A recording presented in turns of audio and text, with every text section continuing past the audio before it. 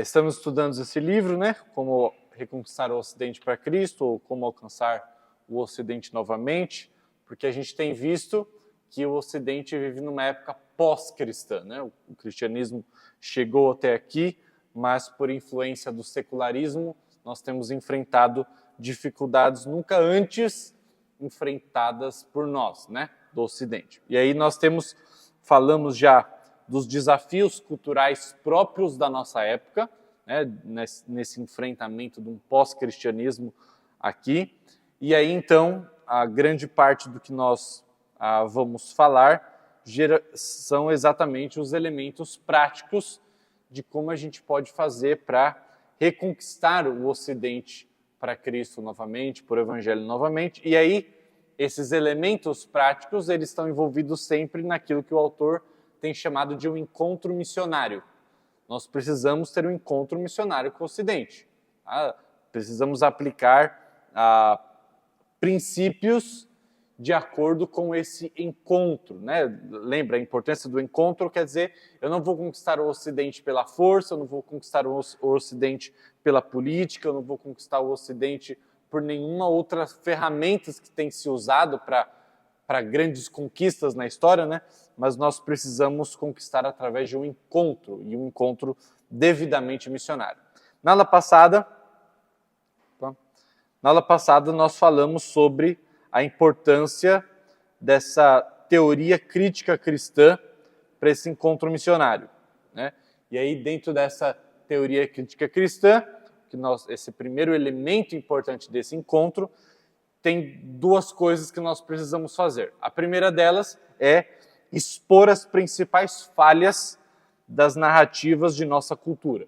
Então, da mesma forma como foi feito no passado, lembra? A gente citou Santo Agostinho no século IV e outros que durante a história da igreja entenderam a sua cultura, entenderam as crenças, as narrativas que eram cridas naquela cultura, e então tiveram o trabalho de responder, né, criticando, né, não uma apologética apenas defensiva, né, quando alguém fala alguma coisa sobre a nossa fé, então nós vamos responder, não, mas uma apologética devidamente ofensiva, que vai e desmascara a falsidade, né, na linguagem de Francis Schaeffer, tira o telhado das pessoas. Então, se nós queremos ter um encontro missionário com a nossa época, nós precisamos aprender a expor as principais falhas nas narrativas da nossa cultura.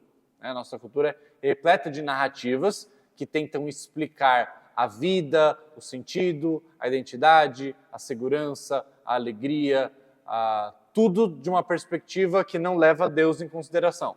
Nós precisamos entender quais são essas narrativas, quais são as histórias que estão sendo contadas para nós por meio das propagandas, por meio dos filmes, por meio dos artefatos culturais e aprendermos a expor a falsidade dessas coisas. Então, se queremos ter devidamente um encontro missionário com a nossa época, com a nossa cultura, se a gente não fizer uma análise criteriosa, minuciosa, se nós deixarmos de assistir os filmes, escutarmos as músicas, participarmos das peças e de tudo aquilo que tem composto a cultura midiática ocidental, nós vamos deixar de ter um encontro missionário adequado. Nós precisamos ver, nós precisamos estar imersos nessas coisas, porque só sabendo quais são as narrativas que estão sendo contadas, quais são as crenças subjacentes, é que nós vamos poder responder a isso, demonstrando as falhas nessas crenças, as incompatibilidades, as inconsistências. Então, não é... eu lembro, vou aplicar esse princípio aqui à educação de filhos, né? Uma amiga minha, esses dias, perguntou,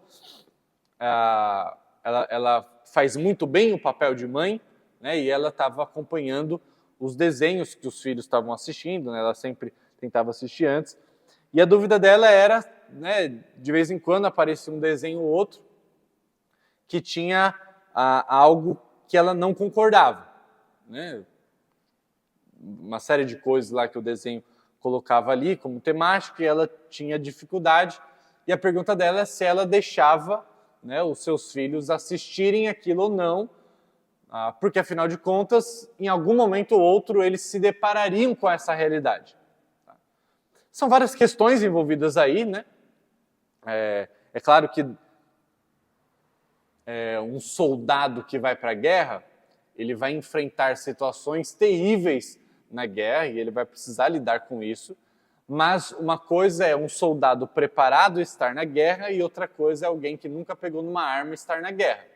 Em situações de urgência, até isso acontece, mas na prática, o melhor seria você prepara o indivíduo, você ensina ele a pegar a arma, ensina as táticas de guerra e depois coloca ele numa situação de batalha. Então, só um parênteses aqui que eu abri, a questão dos filhos é a mesma coisa, né? Então não é que, porque um dia ele vai ver todas essas coisas, que você vai simplesmente deixá-lo vulnerável a qualquer coisa, porque um dia, afinal dos contos, ele vai ver, né? Então, lembra, a gente prepara indivíduos para participar da batalha, mas o tempo de preparo é importante. Mas agora, fechando esse parênteses, se nós não ensinarmos os nossos filhos a lidar com as falhas da narrativa da nossa cultura, eles estarão menos preparados quando eles tiverem que, obrigatoriamente, quando eles não tiverem o papai e a mamãe para definir o que eles podem ou não assistir, e com isso eu não estou dizendo que tudo é válido para que os nossos filhos assistam, mas estou dizendo, quando ele não tiver isso, quando ele estiver num ambiente universitário ou em alguma situação em que as narrativas estarão sendo contadas para eles, talvez da maneira diferente do que os pais acham que estavam sendo contados, por meio de uma comunidade ou por meio de músicas, eles vão estar menos aptos a perceber as falhas da narrativa da cultura. Então, é válido que os pais, ou que os discipuladores, ou que os avós, todos aqueles que estão numa posição de ensino, que identifique, que assista, que escute, que participe desses artefatos culturais, para que mostre a realidade das coisas, mostre o que está por detrás e quais são as falhas, para que haja uma maior capacidade de identificação dessas coisas quando elas surgirem, porque é praticamente impossível ficarmos isolados da produção cultural hoje em dia. Né, com rede social e tudo, a gente está sendo bombardeado com isso o tempo todo. Então, antes do que a gente se fechar numa bolha cultural, que a gente vai perder a capacidade de comunicação e de expor as falhas para as pessoas descrentes, a gente também vai perder a capacidade de ensinar a nós mesmos a lidar com isso, quando muitas vezes, se a gente não tem essa habilidade, a gente vai invariavelmente assistir uma coisa, ouvir uma coisa, participar de uma coisa, e sem ter essa habilidade de identificação, a gente vai ser, aos poucos, assimilado, porque a gente não foi treinado para isso. Então, primeiro elemento de encontro cultural com o Ocidente, que é essa crítica, né, essa autocrítica que a gente precisa ter, envolve, primeiro, expor as falhas da narrativa, e para isso eu preciso conhecer. E, em segundo lugar, apontar para a beleza e a verdade do Evangelho, de uma forma que satisfaça o anseio por detrás daquela narrativa cultural. Então, por exemplo, a narrativa cultural está falando sobre satisfação, alegria, o que nos torna felizes de fato. E aí, por ter uma perspectiva diferente da Escritura, ela vai sempre caminhar para algo idólatra, algo que não satisfaz verdadeiramente.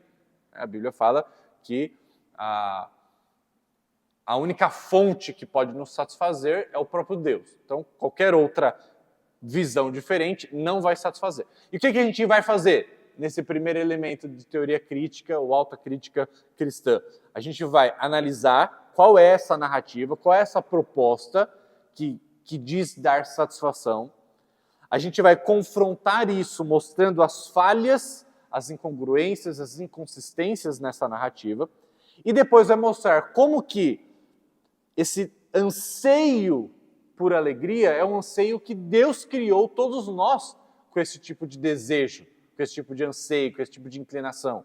E aí vai mostrar como que a narrativa cristã responde a esse anseio de uma maneira que satisfaça verdadeiramente. Então, isso não só com a questão da alegria, né, mas isso com a questão da identidade, com a questão do significado, com a questão da beleza. A gente vai ver esses tópicos mais para frente, mas esse primeiro tópico aqui, a gente já falou sobre isso, mas eu quero fazer essa recapitulação, porque não adianta nada a gente passar por isso, acabar esse livro, partir para outro, enquanto a gente não assimilou essas coisas, enquanto nós mesmos não começamos a praticar essas coisas. Então, acho que uma parte prática...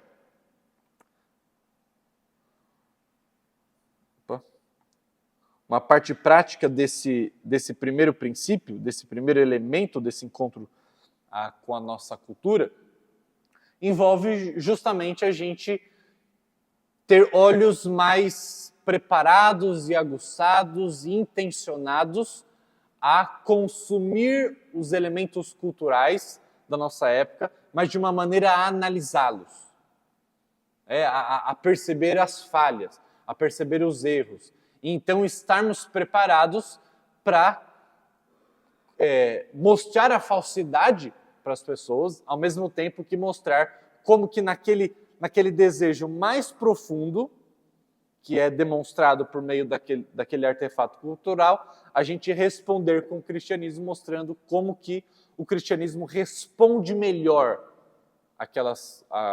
seja lá o que for que está sendo discutido ali. Bom, então, parte prática, não se isole da cultura, não se isole. Assista, veja, escute, participe, porque disso depende o nosso encontro missionário adequado.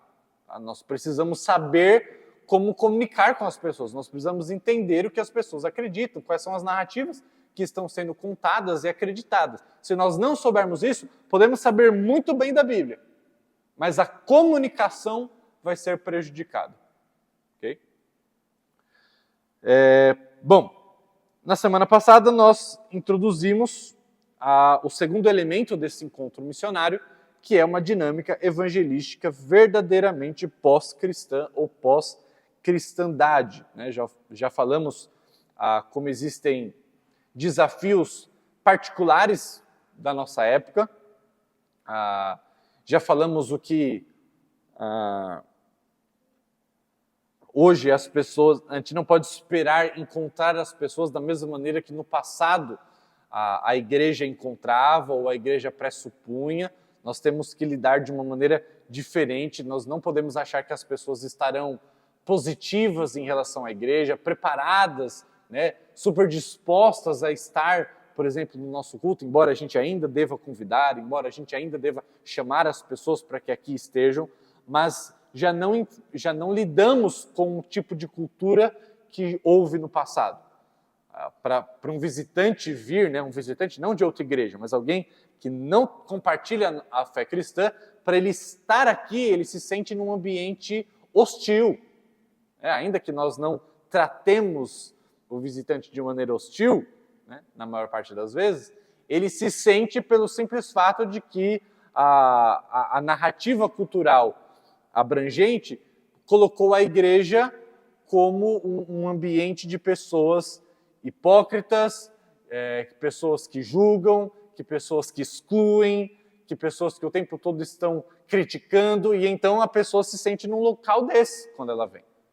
O cristianismo já não é mais algo aceito culturalmente, né? Quando se fala do cristianismo nas mídias, geralmente é para atacar, geralmente é para envergonhar, para até contar coisas que não são verdades, ou pelo menos não em todos os casos. Então, nós precisamos conceber isso para que a nossa dinâmica evangelística seja adequada. E aí, dentro dessa dinâmica evangelística, o autor propõe 4 passos aqui, 4 passos para uma dinâmica evangelística adequada, pensando nesse encontro com uma cultura pós-cristã, que já foi cristã, mas que hoje em dia tem uma aversão pelo cristianismo. E a primeira coisa que o autor chama a nossa atenção para essa dinâmica verdadeiramente evangelística é a atenção. E a pergunta que ele faz é: como a gente pode fazer com que as pessoas prestem atenção à nossa mensagem, ao Evangelho, quando elas consideram a nossa mensagem irrelevante? Quando elas não querem escutar. Quando as pessoas estão atarefadas demais e o tempo é muito seletivo, assim, e aí você precisa primeiro conseguir a atenção da pessoa para ela sequer escutar você. Porque ela já nem acha que o cristianismo tem uma mensagem relevante, porque o que se prega por aí é que o cristianismo é retrógrado, é antigo, é velho, é careta, é ultrapassado. Então, como você cativa a atenção das pessoas em primeiro lugar, para que sequer ela preste atenção na mensagem que você tem para falar? Então, esse é um desafio nosso. Antigamente, as pessoas estavam mais aptas a ouvir, mas hoje não. E a gente precisa aprender a lidar com isso. Como cativar a atenção das pessoas para que elas prestem atenção àquilo que nós estamos falando. Aí ele cita um teólogo moderno, né, que ele diz assim, que 80% ou mais da evangelização na igreja primitiva, né, na igreja do primeiro século, foi feita não por pastores, apóstolos, ministros ou evangelistas, ou seja, não pelo clero. No estudo que ele faz, ele diz então que 80% ou mais da evangelização não foi feita pelo clero na igreja primitiva, mas por cristãos comuns, explicando para a sua rede de contatos, né, para a sua família, para os parentes, para os associados, para as pessoas próximas, explicando o evangelho. Ele diz que mais de 80% da evangelização no passado foi feita dessa maneira. Não por grandes eventos evangelísticos, não por entrega de material evangelístico, mas por amizade, mas por laços que já tinham sido construídos quando o evangelho chega para a pessoa. Então, naturalmente, ela ia compartilhando com essas pessoas por meio de um relacionamento intencional. Então, as pessoas prestavam atenção, esse é o ponto dele. Tá? Lembra, a pergunta é como fazer as pessoas prestarem atenção no que a gente tem para dizer quando elas consideram o evangelho irrelevante. Ele diz, vamos olhar para o passado. Vamos olhar o que os nossos irmãos do passado fizeram quando eles enfrentavam uma situação parecida nesse sentido. Por que o Império Romano iria querer ouvir aquilo que os judeus estavam falando sobre religião? O que judeus iriam querer ouvir o que os convertidos estavam falando sobre o cristianismo? Não tinha razão para querer dar atenção. E aí o que ele está dizendo é que as pessoas prestavam atenção ao evangelho porque o evangelho vinha da boca de alguém que elas conheciam bem. Pessoas com as quais elas trabalhavam, pessoas que elas admiravam, pessoas que às vezes elas até amavam. E então, quando você ia falar do evangelho, a pessoa já estava pelo menos aberta para prestar atenção no que você estava dizendo. Que é justamente o que eu tenho falado repetidas vezes aqui. Evangelização, meus irmãos, não pode ser medida na igreja pelo número de eventos evangelísticos que a gente faz. Independente de quantos eventos evangelísticos você coloque no ano na igreja, você ainda vai estar muito aquém do que deveria, porque a evangelização nunca foi tratada na Bíblia como um evento. Por mais que você faça eventos, você ainda vai estar muito aquém se a evangelização não for um estilo de vida de cada um dos membros. E, segundo lugar, ela nunca será tão efetiva quanto a relação de amizade, de confiança, em que as pessoas... Toda vez que eu falo sobre isso, alguém, quando eu dou oportunidade, né, alguém levanta e fala assim, mas eu tenho um tio que se converteu com um folheto evangelístico.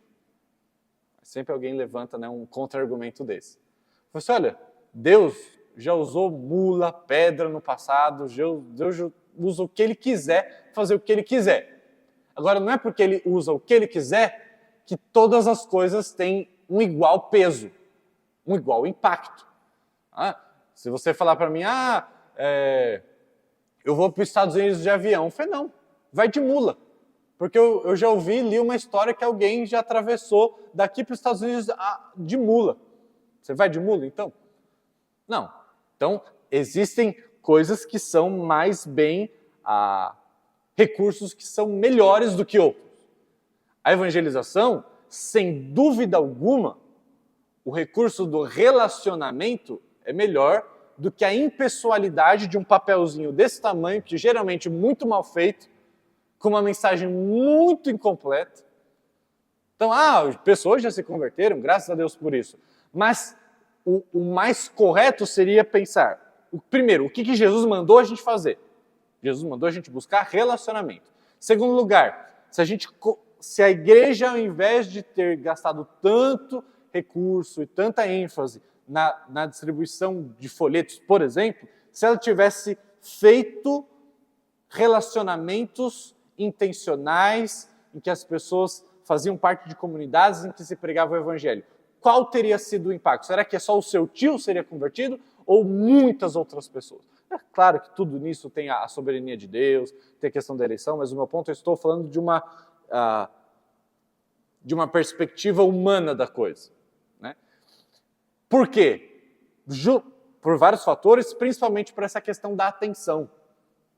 Eu tenho falado, quando a gente começa a conhecer alguém, conversar com a pessoa, ganhar a confiança dela, a amizade dela, depois de todo esse processo que você aprendeu a se preocupar com a pessoa, amar a pessoa, independente da fé dela, independente da crença, do comportamento dela, mas você aprendeu a valorizá-la como um ser humano, aprendeu a amá-la, e a pessoa já sente isso, mesmo você não compartilhando a mesma fé que a dela, quando chegar o momento em que você perceber que é hora de você expor o evangelho, você já tem tudo o que precisa para a pessoa te escutar.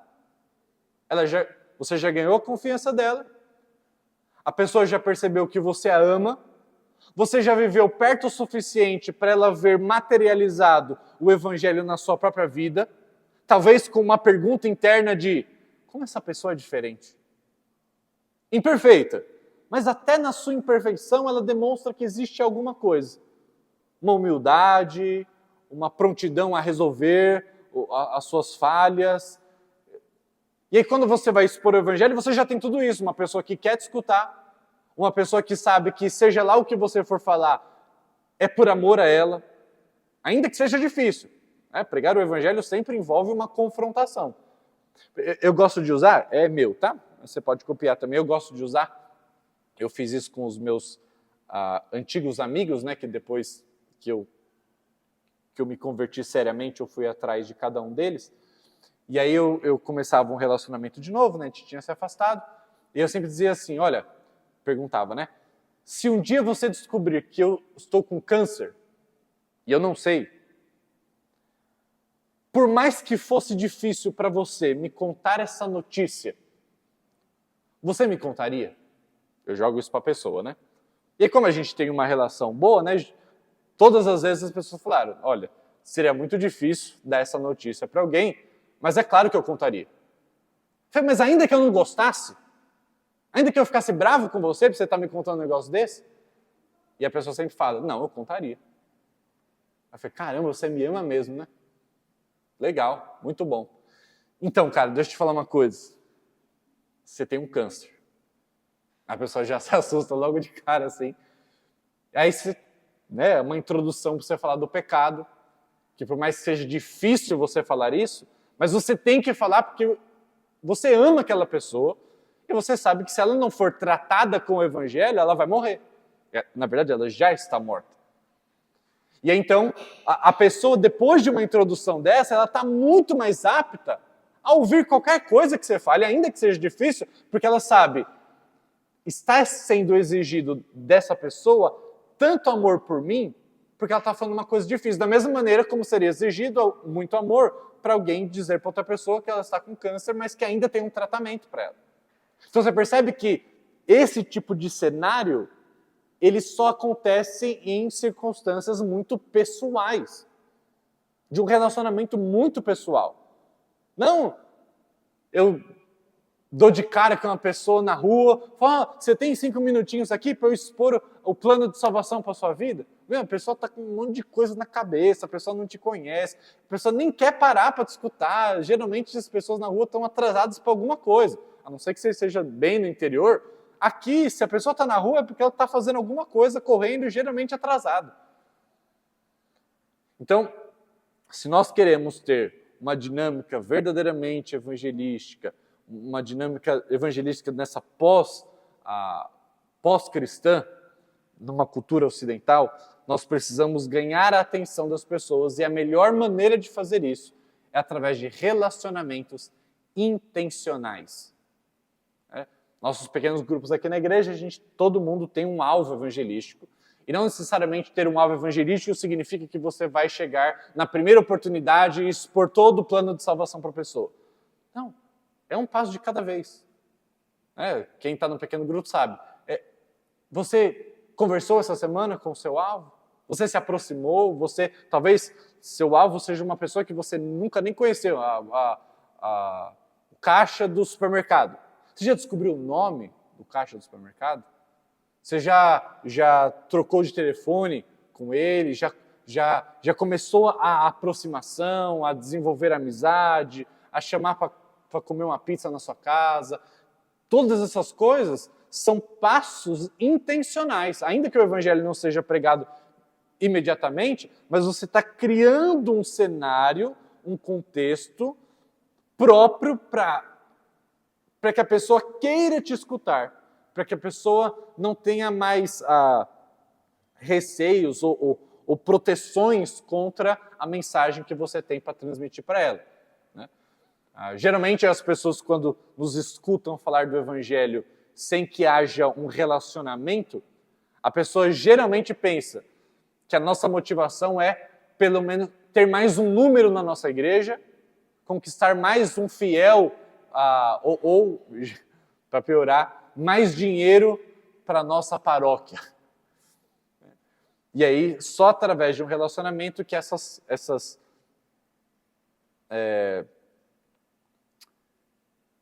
ideias vão sendo diluídas, e aí, então a pessoa começa a valorizar aquilo que você está falando por perceber que há uma confiança e um amor da sua parte por ela. Então, o maior desafio hoje é estimular um percentual significativo de cristãos, e não de pastores, não de missionários, e não do clero, mas de todos os crentes, a adotar um viver intencional em suas vidas e em seus relacionamentos diários. Esse é se eu for talvez ter que escolher entre todos os elementos que a gente vai ver, para mim esse é o principal, sem dúvida alguma, né? Aprender a ter uma vida intencional. Pode.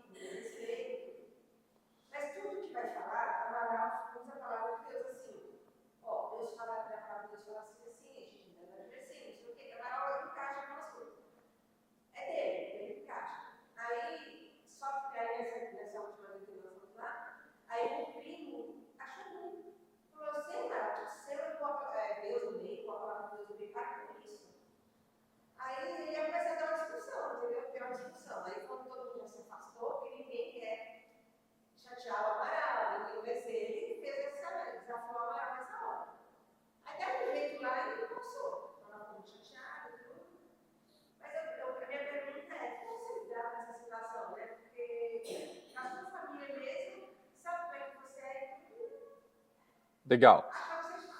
Uma boa pergunta. Esse princípio aqui não é um princípio de resultado, não um resultado como a gente está esperando, né, que seja conversão. Até porque isso não está no nosso poder, né, a gente sabe disso. Mas o ponto é resultado no sentido de atenção. Por exemplo, a família do Amaral escutou por inúmeras vezes falando sobre a sua fé. Então, há uma atenção. Mas por que eles dão atenção para o Amaral? Mesmo não concordando, mesmo tendo visões diferentes.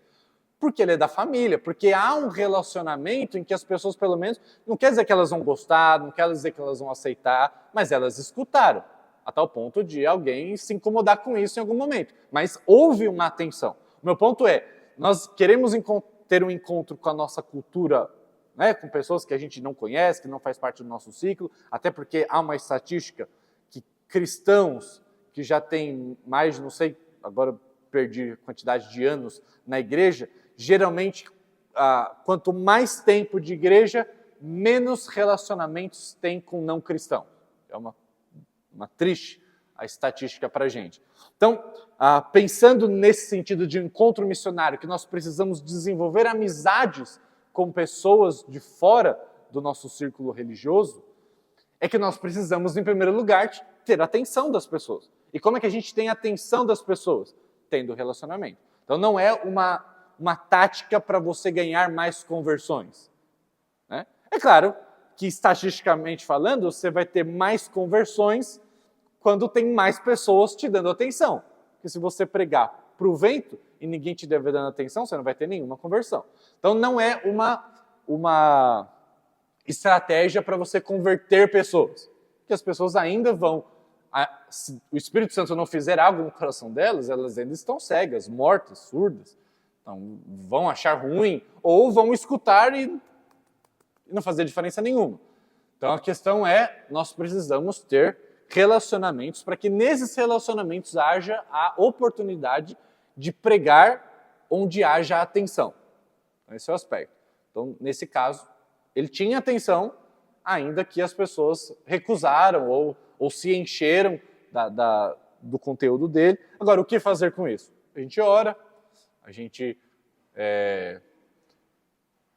pede orientação para Deus talvez de maneiras diferentes de a gente abordar, ou aproveitar oportunidades singulares, por exemplo. A gente vai ver mais para frente. Uma das coisas que faz as pessoas mais estarem aptas a ouvir a mensagem do cristianismo é quando elas estão passando por alguma dificuldade, algum sofrimento. E elas precisam de consolo, elas precisam de alguma coisa. E aí você chega para ajudar, não só com uma parte material ou emocional, mas aí você chega com uma mensagem que pretende trazer conforto, esperança, a pessoa já está mais apta a pelo menos ouvir aquilo de uma maneira diferente. Então, nesse caso, pedir oportunidades para Deus dar sabedoria e orar pela conversão da pessoa, porque se Deus não fizer, não é a gente que vai fazer. Então, eu caminharia mais nesse sentido. Respondeu? Mais alguma pergunta, irmãos? Ou colaboração nesse sentido? Então vamos continuar. Então as pessoas hoje estão abertas a considerar o cristianismo, a prestar atenção, ou quando leem ou assistem histórias e narrativas que testemunham as percepções cristãs, e é por isso que a gente deve estar mais presente na produção cultural, tá? Porque a produção cultural é uma ótima ferramenta para expor a narrativa cristã. E as pessoas geralmente estão mais aptas a verem essas coisas. Por isso que, independente da posição que você tenha em relação à série, né, The Chosen, eu acho uma série muito incrível, tá? Pode ter aí as críticas que se tem e a viabilidade que se tem, né, uma série de discussões que eu não vou entrar aqui, mas o ponto é, no final das contas, é uma produção cultural em que as pessoas de diferentes realidades religiosas ou até sem pano de fundo religioso têm assistido. É uma ferramenta, não quer dizer que isso vai necessariamente converter a vida de alguém ou não, mas pessoas têm ido posteriormente à Bíblia, têm ido verificar, têm ido... Então, a gente está alcançando as pessoas de uma maneira que a gente não estava alcançando antes. É claro que sempre foi se feito filmes de Jesus, etc., né? O filme do Mel Gibson lá, Mel Gibson, né? O Paixão de Cristo, teve um amplo alcance, nem sempre tem, quase nunca tem, mas em alguns casos, um amplo alcance. E a gente tem que aproveitar das oportunidades assim também, de expor a nossa fé de uma maneira aí que as pessoas tenham esse impacto através do consumo midiático, né? E também, que eu acabei de falar, as pessoas geralmente estão abertas não só a assistir, né, alguma coisa que traga a mensagem cristã, mas por meio de relacionamentos quando há alguma dificuldade, algum estresse, alguma decepção, algum sofrimento. E o cristianismo se encaixa muito bem nessas situações. E aí, basicamente, as pessoas estão sempre com alguma situação de estresse ou de ansiedade ou de sofrimento. E nós podemos usar esses momentos como oportunidades de expor a esperança do Evangelho.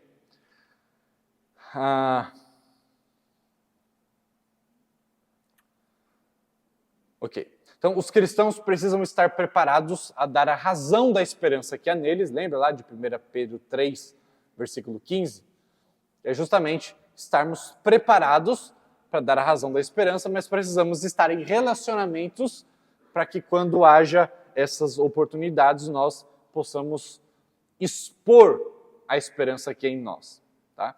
E esse projeto, então, essa primeira parte da atenção, ele pressupõe, ele depende de que cristãos, em primeiro lugar, saibam o suficiente da Bíblia para a sua fé e para expor a sua fé de uma maneira convincente, de uma maneira adequada para os outros. Então, em primeiro lugar, para ter um encontro missionário, eu preciso ter uma compreensão bíblica suficiente para saber responder os questionamentos, para saber mostrar como que a visão cristã responde melhor às dúvidas e os anseios que as pessoas têm. Então, eu preciso ter um mínimo de conhecimento bíblico, que não deve ser mínimo, né? Que deve ser o mais vasto possível, para que eu então tenha... Porque ganhar a confiança das pessoas, mas não ter nada para oferecer, não valeu de nada. Certo? Ter muito para oferecer, mas não ter contato com as pessoas, também não valeu de nada. E é esse o desafio que a gente enfrenta. Por exemplo, as pessoas que têm se dedicado ao estudo teológico, à doutrina e etc., geralmente são pessoas que acabam ficando presas em ambientes cheios de cristãos, ou só de cristãos. São pessoas com muito conteúdo, mas sem relacionamento com pessoas de fora, sem encontro missionário. Por outro lado, pessoas que têm vivido devidamente nesse mundo, por meio de amizades, por meio de colegas de trabalho, colegas de faculdade, etc., são pessoas geralmente despreparadas, mas que têm contatos. Ou seja, dos dois lados não há nenhum impacto. Muito conhecimento bíblico. Pessoas que sabem as respostas, que sabem dar uma explicação das coisas de maneira coerente, condizente, não estão tendo contato com as pessoas do mundo, e as pessoas que estão, talvez não estejam preparadas para ter um devido encontro missionário. Então é esse dilema que a gente enfrenta, que parte dele é resolvido quando há um ensino teológico para a igreja, para que ela esteja preparada para esse encontro. Quando há um incentivo para que nós conheçamos bem, ainda que não sejamos o clero, ainda que não sejamos pastores, missionários, etc., mas para que conheçamos bem a Bíblia e conheçamos bem as narrativas culturais seculares da nossa época, para que nós tenhamos um encontro efetivo. Tá? Então, é necessário, é pressuposto que para esse encontro eu saiba bem a minha Bíblia. Em segundo lugar, é pressuposto que nós tenhamos relacionamentos com não cristãos. Todos nós tenhamos relacionamentos. Se não tiver uma coisa ou outra, nós não seremos relevantes, as pessoas, o Ocidente não será alcançado para Cristo. Ok? Então, quando isso não acontece, o primeiro e mais importante passo é focar em construir relacionamentos pessoais com não cristãos, tornando-nos amigos, aprendendo a amar as pessoas, já que é cada vez mais improvável que as pessoas vão por conta própria à igreja. Nós precisamos ter esse... Antigamente já houve essa espera de que em algum momento ou outro as pessoas estariam dentro da igreja. Hoje nós não podemos esperar que isso aconteça naturalmente. Nós precisamos sair e precisamos alcançar as pessoas aonde elas estão. Okay? Então esse é o primeiro passo. A gente já falou sobre isso no passado. Existem várias estratégias de como nós podemos estar em ambientes novos, ou nos antigos, ou nos que já fazemos parte, mas com uma intencionalidade conseguirmos desenvolver amizades intencionais, né? Seja no seu trabalho, na sua faculdade, na sua vizinhança, num parque, ou a própria decisão de lugares onde você vai, ou a maneira como você frequenta esses lugares, seja um lugar de lazer, seja um lugar de... qualquer lugar que seja, mas uma intencionalidade vai ter o seu jeito de se apresentar em cada situação. Eu lembro de um menino que eu estava discipulando, e eu estava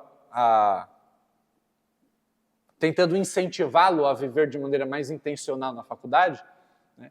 E ele estava falando, olha, assim, o ambiente eu até tenho, né? Eu estou lá no ambiente universitário, a maior parte das pessoas não cristãs. Eu acho que na época dele jantava na faculdade todos os dias, então um refeitório cheio de gente, e ele falava assim, só que, ok, entre eu estar lá e saber que eu tenho que ser intencional é uma coisa. Agora, saber o passo a passo do que eu tenho que fazer para conseguir, porque a gente já nem sabe mais fazer amizade, a gente nem sabe mais iniciar uma conversa, e às vezes há até uma intencionalidade da nossa parte, até um desejo da nossa parte, mas a gente não sabe começar uma conversa com um estranho. E aí, uma coisa que eu percebi naquela época foi que, para que sejamos verdadeiramente intencionais, não basta eu ouvir uma aula assim e falar, ok, agora eu vou ser. Eu preciso planejar, como tudo na vida que eu considero realmente importante, há um planejamento por detrás, ou deveria haver. Então eu preciso planejar. E com ele, foi muito engraçado e muito edificante de a gente começar a planejar coisas que pareciam nada espirituais, mas que são muito espirituais.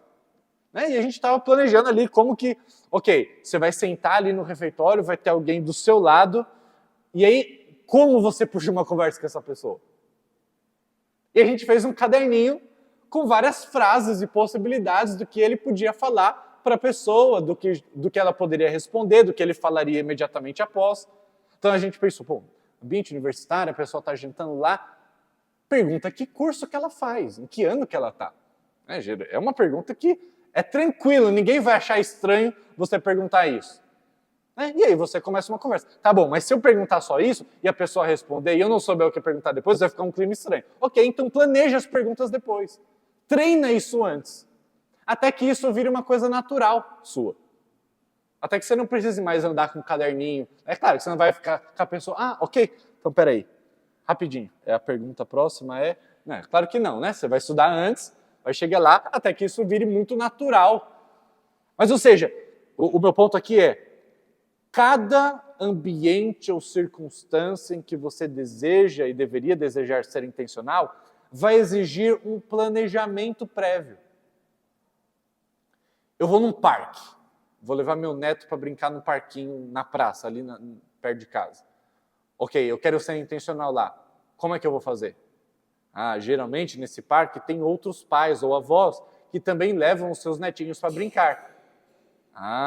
Quais são as melhores abordagens para eu chegar? Com criança é muito fácil, que a criança daqui a pouco está brincando ou brincando uma com a outra lá, e aí você chega, né, com o pai, o avó, o responsável, e aí já começa a conversar. Então já é uma coisa. Né? E aí você planeja isso. No seu trabalho. Entendeu? Então você vai pensando, os seus vizinhos. Então tem muitas maneiras. Eu lembro de um amigo meu, ele era uma pessoa muito intencional. E eu achava muito legal isso nele, aprendi uma série de coisas com ele.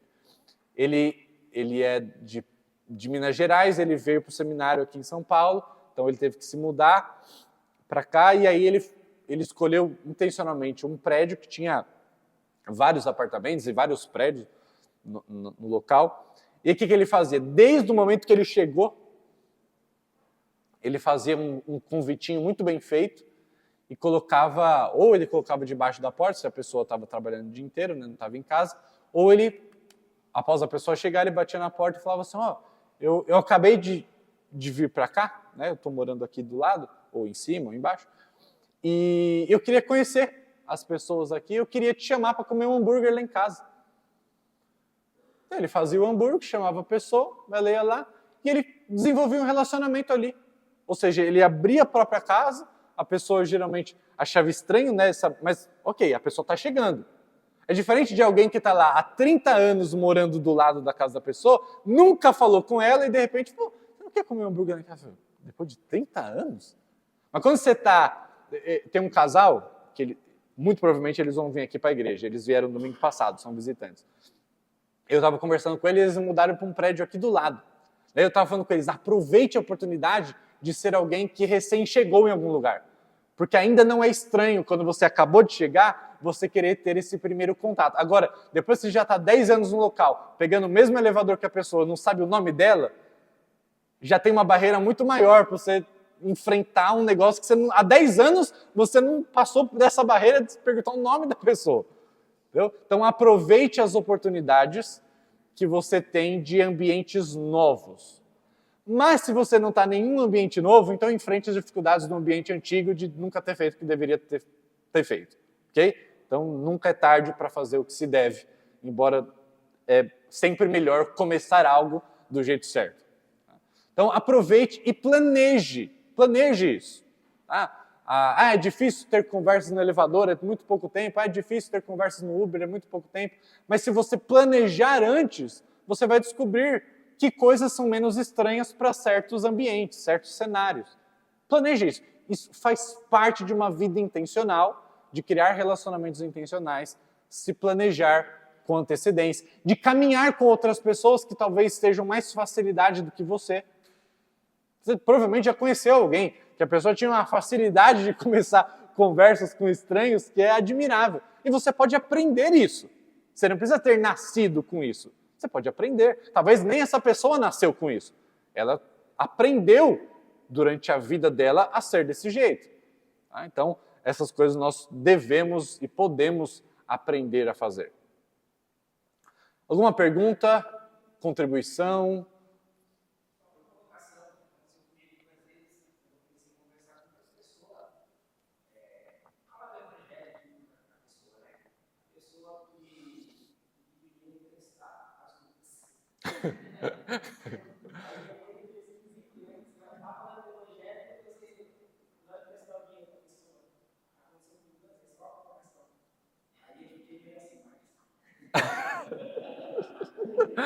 Achei que você ia contar uma história, não fazer uma pergunta.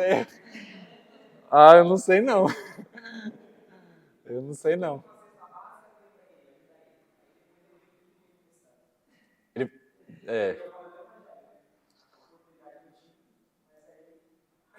É uma oportunidade, é que as pessoas se aproveitam bastante, né? Agora, a questão a gente tem que aprender a amar as pessoas. Então, às vezes, você talvez, né, a depender da situação, não deu dinheiro, mas se envolva ajudando de uma outra forma, às vezes comprando o que a pessoa precisa.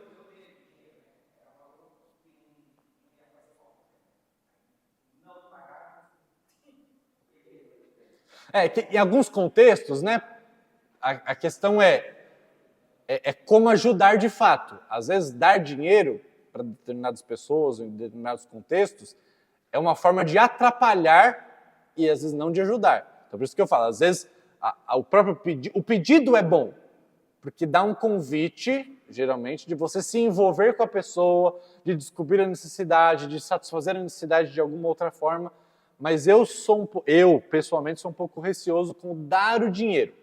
Eu acho que existem maneiras melhores de se envolver e atender a necessidade, e aí, nesse caso, é uma boa coisa, que a pessoa aprendeu que você se importa com ela, né? Então, é claro que outras pessoas vão se aproveitar, né? A gente sabe disso, a igreja já passou por momentos assim, de as pessoas chegam, sabe que vai ajudar e aí se aproveita, mas a gente está fazendo nosso papel, a gente está testemunhando. Então, acho que é isso. Mais alguém tinha levantado? O Braulio, né?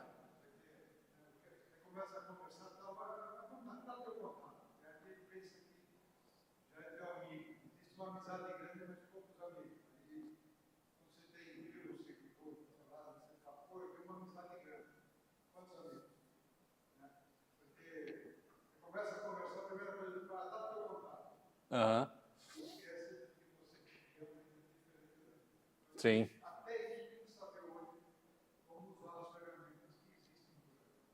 Exatamente. Te corto. Sem dúvida, porque a gente precisa aprender a sair. Assim, a gente tem uma dificuldade já bem grande que a gente, talvez a maior parte das pessoas nem chegue nesse passo de me dar o teu contato. Às vezes elas estão num passo além, às vezes elas não estão nem tendo essa primeira conversa para sequer eu ter a oportunidade de te pedir seu contato, sem ser muito estranho. Mas uma vez que a gente já esteja num nível acima, já nessa situação de eu ter contato de pessoas, aí de fato eu preciso aprender a aprofundar esses contatos, porque ter um mero contato superficial não vai me dar o espaço que eu preciso para expor o evangelho de um jeito que seja mais cativante, ou que a pessoa preste mais atenção, de que a pessoa perceba que de fato você a ama e não é só mais um contato no telefone dela, né? Ou só um networking, né? Porque as pessoas às vezes pegam contato mais por isso, né? Um dia você pode ser útil para mim. Aí a gente precisa demonstrar que a maneira como nós nos relacionamos é absolutamente diferente de utilidade, né? Não pelo menos da outra pessoa para você, mas você gostaria de ser útil para outra pessoa de alguma maneira, né? Mais algum compartilhamento, talvez alguma experiência interessante que pode servir para outros irmãos, né? Nessa questão da intencionalidade?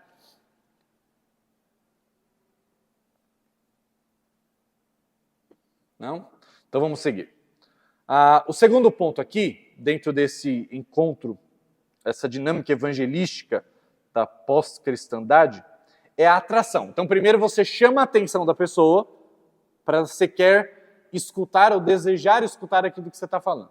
Depois eu preciso atrair a pessoa para aquilo que é a mensagem do evangelho. Então, ajudar os não cristãos a reconhecerem que tem um problema que requer salvação significa, primeiro, questionar as respostas das pessoas.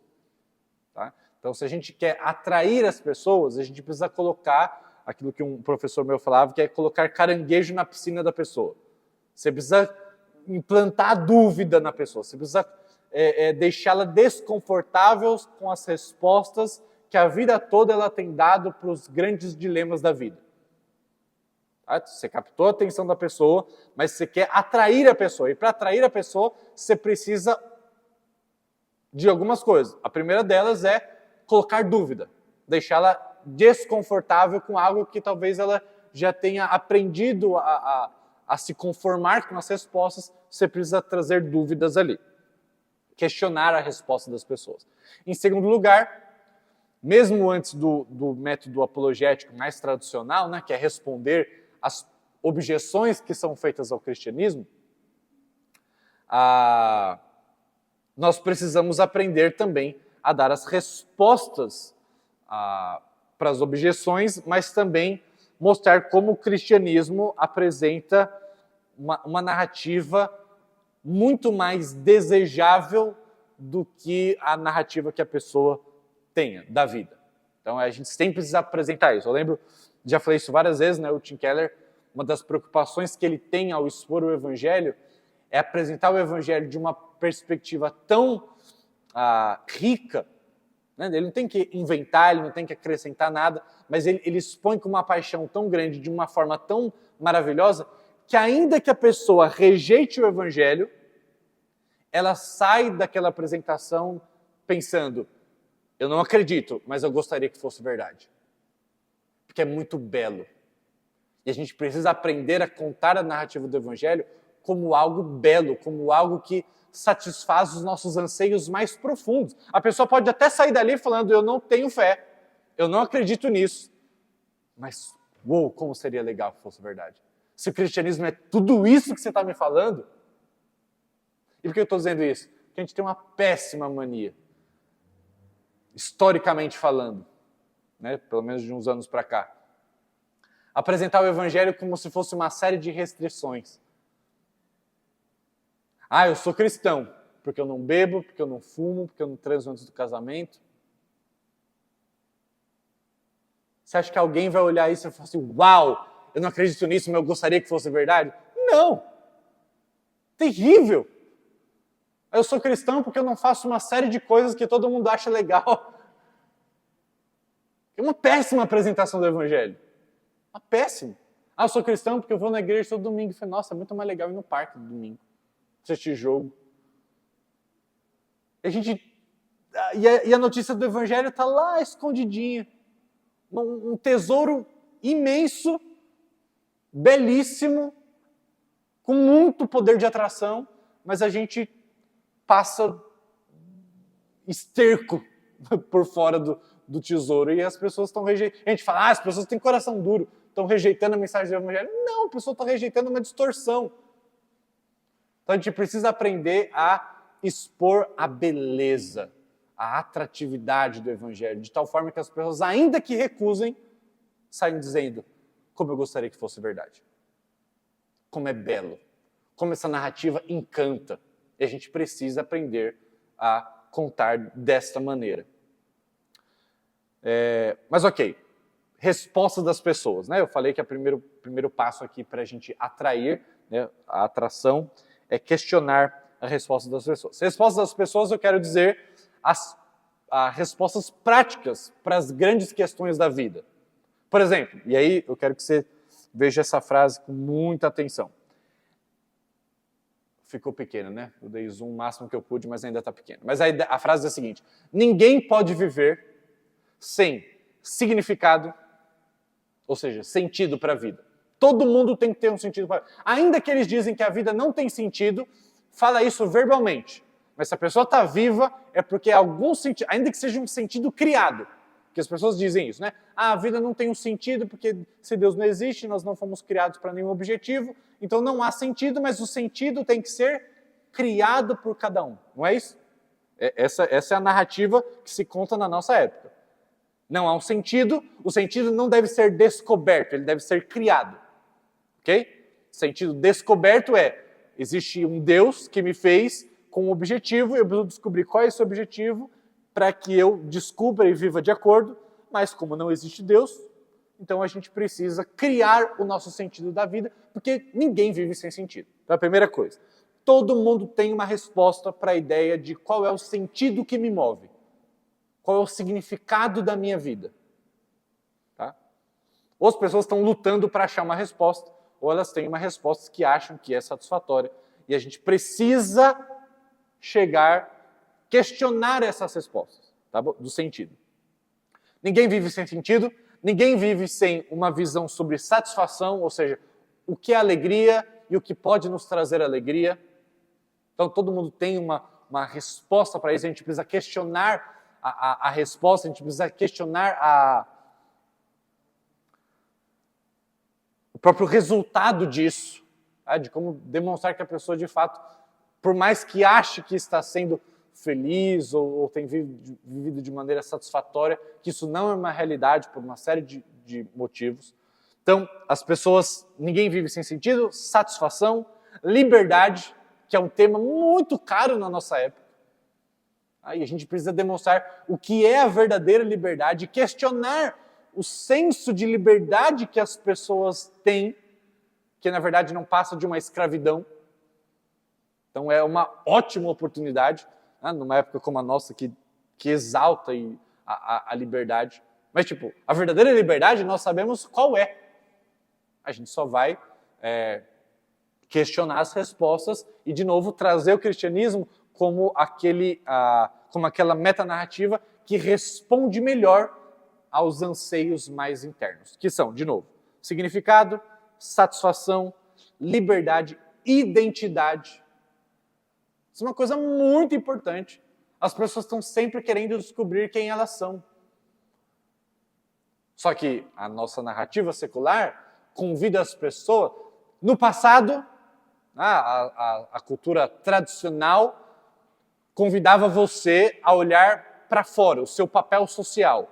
Você quer saber quem você é? Então veja que papel social você ocupa. Você é um pai, você é uma mãe, você é um avô, uma avó, você é um profissional. Então você tinha que olhar para as suas relações, para os seus papéis sociais. A cultura pós-moderna, quando quer descobrir quem a pessoa é, ela não olha para o seu papel social, ela olha para dentro. Ela olha para os seus sentimentos, ela olha para as suas vontades.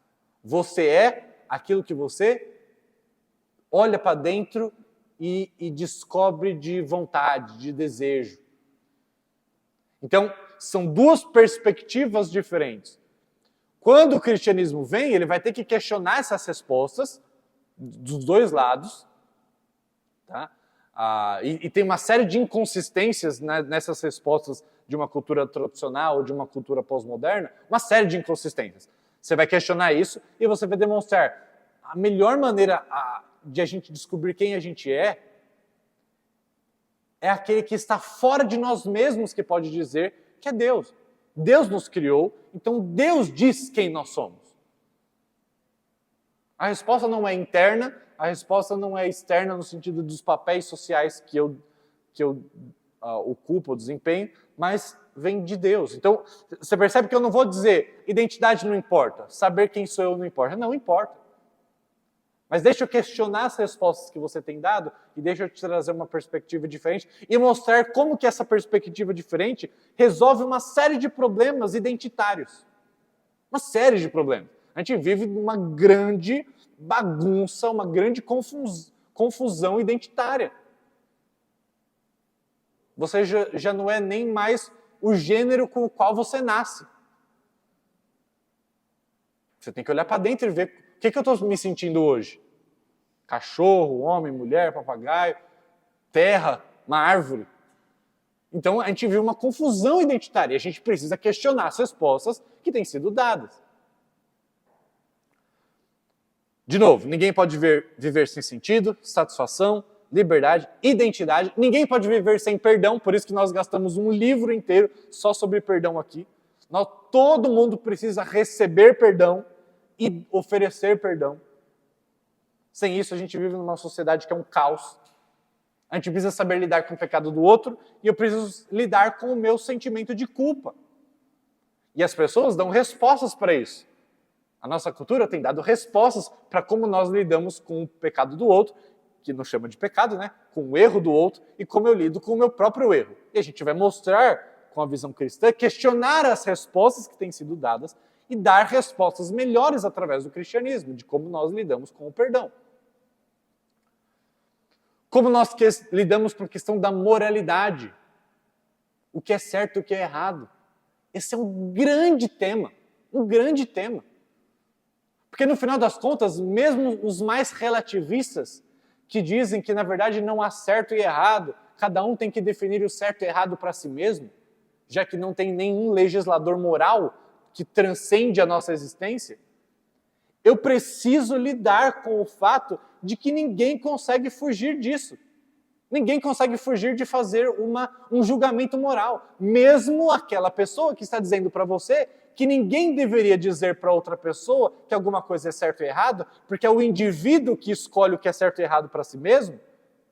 Quando essa pessoa diz isso, o que ela está dizendo para você? Você está errado ao dizer para alguém o que é certo ou errado. Ou seja, ela está contradizendo ela mesma ao dizer que você está errado. Percebe?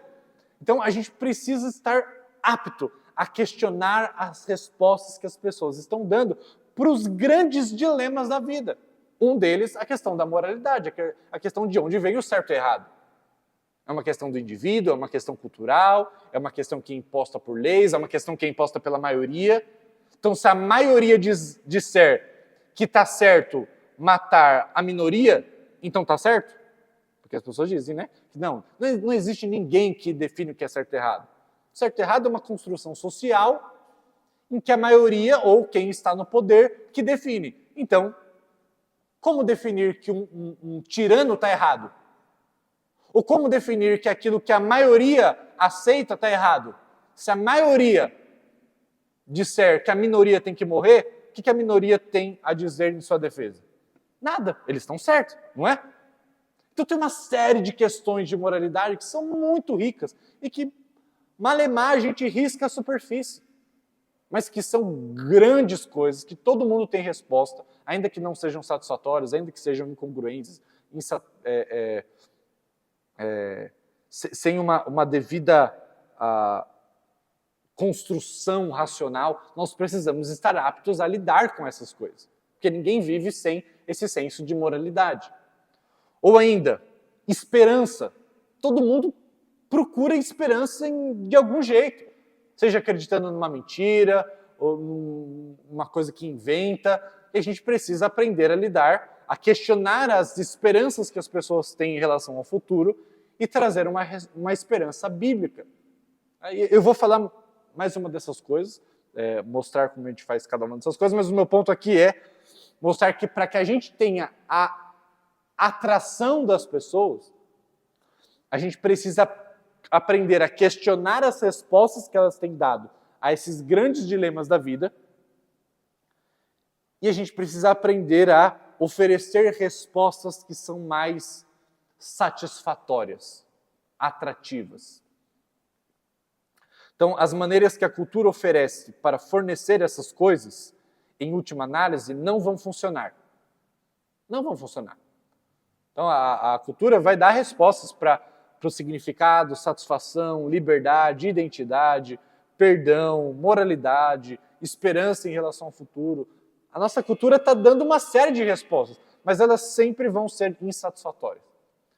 E se tivermos a atenção das pessoas, podemos, no momento oportuno, apontar para a maneira como o cristianismo responde isso de uma maneira muito melhor. Por exemplo, um significado na vida, um propósito na vida, que o sofrimento, por exemplo, não pode tirar, mas que, na verdade, o sofrimento pode até aprofundar o sentido da vida, ou na vida.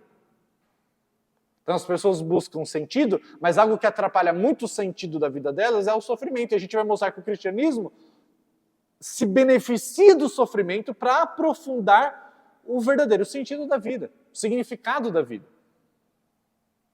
Por exemplo, uma satisfação que não é baseada em circunstâncias, enquanto a satisfação do mundo, ela é sempre refém das circunstâncias, mas nós sabemos que as circunstâncias nem sempre serão favoráveis. E a gente vai expor o evangelho de uma perspectiva de que a gente não precisa mais ser refém das circunstâncias. E que a gente pode ser satisfeito mesmo quando tudo aparentemente está dando errado na nossa vida.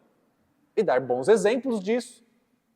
Então, percebe como isso é atrativo?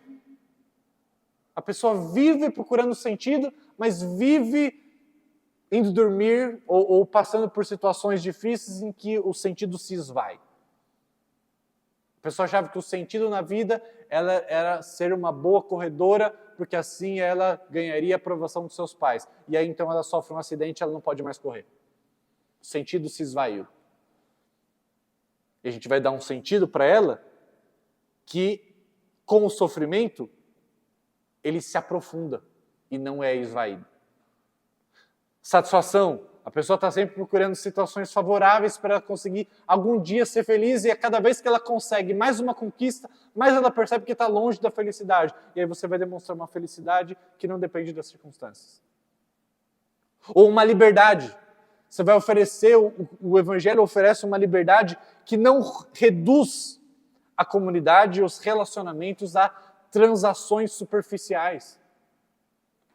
Mas a verdadeira liberdade que está em descobrirmos o nosso sentido e nós agirmos de acordo com ele, sendo verdadeiramente livres até de nós mesmos. Fugindo da ideia de que liberdade é ausência de parâmetros, ausência de limites.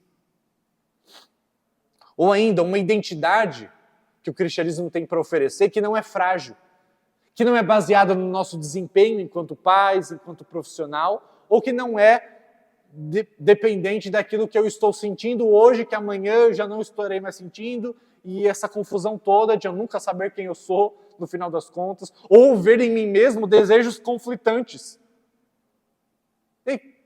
Eu decido que eu sou isso ou sou aquilo? Se eu tenho esses ambos desejos aqui conflitantes. Então, uma identidade que não é frágil ou baseada no desempenho, ou uma identidade que é baseada na exclusão dos outros. Ou ainda, uma maneira de lidar com a culpa, com a vergonha, com o perdão, sem amargura, sem vergonha. Uma justiça que não transforma aqueles que subiram ao poder em opressores, porque basicamente é essa justiça que a gente conhece. Quem está buscando justiça, segundo Michel Foucault, na verdade quer ser o novo opressor. E o Evangelho tem uma justiça para oferecer de pessoas que estão aptas a desistir do poder, desistir de riquezas, desistir do conforto, porque o nosso Deus vem fazer justiça e Ele mesmo, ao invés de oprimir, Ele se torna o oprimido. Uma maneira de enfrentar não apenas o futuro, mas a morte em si, com equilíbrio, com paz. As pessoas elas carecem desse tipo de esperança quanto a lidar com as coisas do futuro ou com o grande terror da humanidade que é a morte. E você vai oferecer uma perspectiva muito atraente nesse sentido. Uma explicação para o sentido de beleza e amor que transcende aquilo que nós experimentamos. Pensa, uma visão darwiniana, né, de que tudo que existe é matéria e energia, e que as coisas que nós experimentamos nada mais são do que questões químicas do nosso cérebro, que não tem nada para além disso. Olha como isso afeta a própria experiência da beleza. Não existe algo belo no final das contas. Existe apenas o meu cérebro, uma máquina evolutiva, que me faz enxergar certas coisas de diferentes formas para que eu continue, para que eu sobreviva. Basicamente é isso. O amor não existe. O amor é apenas uma série de reações neuroquímicas no meu organismo que me faz reagir de determinadas formas, mas o amor não existe. É apenas o meu corpo querendo sobreviver, existir. Percebe como que o cristianismo, quando vai expor a beleza e o amor, existe profundidade nessas coisas, que só podem ser absorvidas e contempladas da perspectiva de Deus. O resto é ilusão. Então, eu só estou mostrando que tem vários elementos da vida que as pessoas estão dando respostas e que o cristianismo precisa primeiro confrontar as respostas e dar melhores respostas. E essas respostas já existem. A gente só precisa aprender a comunicá-las de uma maneira que seja, de fato, atrativa. Então, nesse aspecto, nós devemos ajudar os não cristãos a ver as suas necessidades e anseios permanentes por essas coisas e que, na verdade, são ecos da sua necessidade por Deus. Então, o ser humano precisar de justiça, né? Buscar a justiça, buscar a esperança, buscar o contentamento, buscar a liberdade, buscar a identidade, buscar o sentido, buscar a ideia do perdão, ou da beleza, ou do amor, tudo isso são ecos que Deus deixou no coração humano que apontam para a necessidade de Deus. São vazios que só podem ser preenchidos por Deus. E enquanto nós não estivermos aptos a, depois de ter criado um relacionamento com a pessoa, a colocar essas questões de uma maneira atrativa, então nós não teremos um encontro missionário. Alguma pergunta até aqui? Colaboração? Então vou seguir. Em terceiro lugar, nós precisamos, depois de ter a atenção das pessoas e atrair as pessoas com a mensagem do Evangelho, nós precisamos fazer uma etapa que chama demonstração. Há uma necessidade clara de abordar as objeções tradicionais à fé cristã. Ainda devemos responder às perguntas das pessoas. Então, às vezes, você vai começar com a demonstração. Porque às vezes a pessoa já estudou, a pessoa já tem uma pergunta, um questionamento, e ela vai e ela tem que questionar. Eu lembro da Morradse, minha filha, e ela tinha vários questionamentos sobre o cristianismo, né? E eu lembro que eu era meio reticente, não sei se você vai lembrar, filho, de responder algumas coisas para ela. Porque, embora tivesse respostas, nem todas elas ela ia conseguir entender naquele momento da fase da vida dela, mas porque o cristianismo ele não tem que ser colocado contra a parede. Ele tem as respostas e no momento certo ele vai respondê-las. Mas ele precisa demonstrar... Mas ele não está no banco dos réus, entendeu? Então, se nós cremos que temos a verdade, primeiro, tem resposta para qualquer questionamento que se tenha. Ainda que nós tenhamos que pesquisar e ter que ir atrás, mas se a gente está do lado da verdade, respostas existem. Por isso que eu não tenho medo de questionamentos. Mas a questão é, para outra pessoa, a gente primeiro precisa colocar a dúvida do ponto de partida dela, porque senão ela vai estar muito convicta de onde ela está saindo e apenas querendo me mostrar que eu estou errado. E eu ficar dando quantas respostas forem necessárias, nada vai mudar na pessoa. Porque a pessoa não tem dúvida do posicionamento dela. Ela tem dúvida do meu. Só que se eu não tenho dúvida do meu, ficar só trazendo respostas às objeções não vai fazer ninguém se converter. A pessoa pode até falar, existem respostas. Mas enquanto a pessoa não tiver o seu telhado tirado fora, né, enquanto ela não tiver as suas dúvidas quanto às respostas que ela tem dado através da sua crença, então ela não vai estar apta a receber o cristianismo. Entendeu? Então, vai chegar o momento, sim, depois que eu cativei a pessoa, né, demonstrando as falhas nas respostas que ela tem dado para essas várias questões da vida, e depois que eu demonstrei que o cristianismo tem respostas melhores, ainda assim, vai precisar de uma... Ok, beleza, eu entendi, o cristianismo responde muito melhor, ele dá um sentido para a vida incrível, mas eu ainda tenho algumas questões. Como você explica isso, aquilo? E aí sim, é a hora de a gente responder às pessoas. Tá? E a gente precisa aprender a fazer esse tipo de apologética defensiva também, no seu lugar, a seu tempo, da maneira correta. E aí, sabe o que é incrível? Esse livro que a gente está trabalhando, quem escreveu foi o Tim Keller, tá? Talvez você já sabia disso. Mas eu estou relembrando isso, porque o Tim Keller tem 2 livros que ele escreveu já há bem mais tempo do que esse, que era exatamente sobre esse ponto e esse ponto. Se você tem interesse nesses pontos, esse livro, um livro que ele escreveu só sobre isso aqui, ó, como responder essas questões e colocar dúvida nas respostas que as pessoas estão tendo, chama Deus na Era Secular. Deus na Era Secular. Esse livro aqui, ó.